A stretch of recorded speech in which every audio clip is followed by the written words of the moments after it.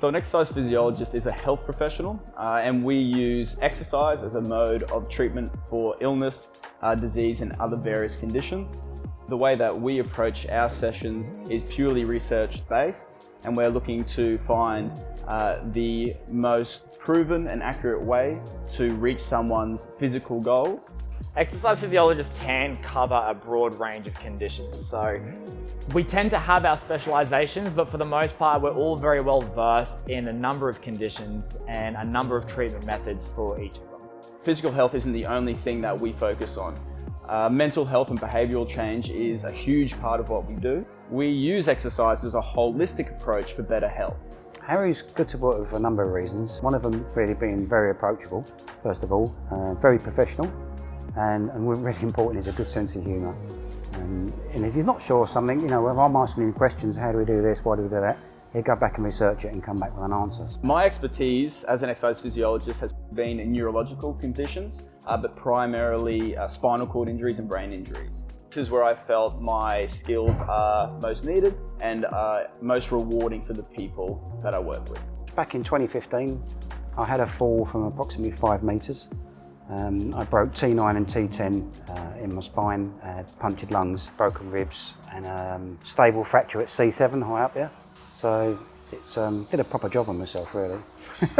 Somebody living with a spinal cord injury benefits greatly from exercise physiology sessions, not only for the added benefits of exercise to their general health and well-being, but also the ability to learn new skills and increase their functional capacity to then use it in their day-to-day lives. So my expertise, or the area that I became most interested in, was cardiovascular and metabolic disease. So that's things like previous heart attack or stroke, or going into things like diabetes as well. So while we're always searching for good health, there are different ways to go about treating those conditions, and I sort of figure out the best way to do that for each person. I was talking to someone who I knew who recommended that I find an exercise physiologist who worked in the cardiovascular space.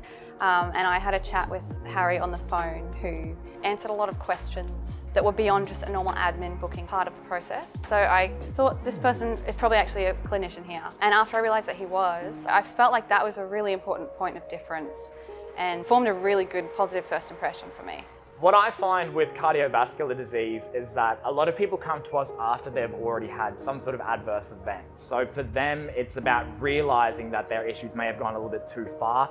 What we see more often than not is people coming in with high blood pressure, and they're not quite sure of what that is or how it's well managed. And when they come to us, we explain that exercise is actually a really valid and really effective form of treatment for something like high blood pressure. I was looking for an exercise physiologist because I had a very, very rare side effect of a medication. I experienced pulmonary embolism, so I had blood clots in my lung, and it completely wiped my fitness. I'm ordinarily someone who's quite fit and active, and I could not walk up one flight of stairs without being out of breath, and my resting heart rate was double what it normally is. The greatest benefit that I got from working with these guys was return to exercise, doing so safely, removing that anxiety that I had about possibly complicating my condition, and doing so in an environment where I felt I could really trust these guys, and that my health and my fitness was definitely a priority, not just for myself, but for them as well. I would recommend AJ because he gets results. He's a lot of fun to work with, and I don't know what people's impressions of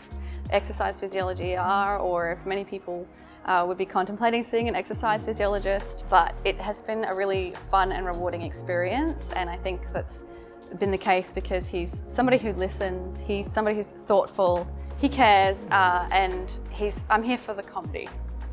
Yeah. Here for the lols. Harry's best trait as an EP is his ability to run a session and be an effective clinician, but also maintaining a level of friendliness and an ease with the client. I think it's an underrated skill or value to have as an EP, because a lot of people have very good knowledge or they're a great people person, but having a mix of those two things is really awesome for Harry to have. So I've known AJ for a very long time now, and working with him, I've been able to see him develop into a great exercise physiologist because he loves what he does and he has such respect for the process, but also his clients.